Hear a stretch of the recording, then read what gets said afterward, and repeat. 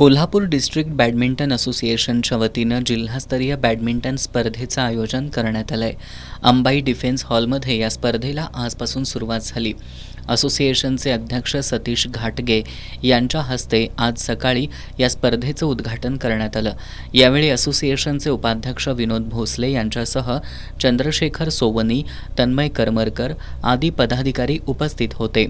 आज 15 वर्षाखालील मुले आणि मुली आणि 13 वर्षाखालील मुले यांच्या एकेरी लढती पार पडल्या. 15 वर्षाखालील मुलांमध्ये निषाद कुलकर्णी, सर्वज्ञ माने, आराध्य फराकटे, अथर्व कोले, आयुष पाटील, स्वर हावळ यांनी प्रतिस्पर्ध्यांवर विजय मिळवले.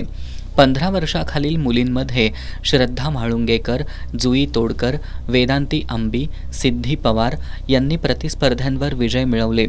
13 वर्षाखालील मुलांमध्ये अभिनव तुपे, अनंत घाटगे, आव्हान बाबर, रणवीर पाटील यांनी प्रतिस्पर्ध्यांवर विजय मिळवले. उर्वरित गटातील लढती उद्या होणार आहेत.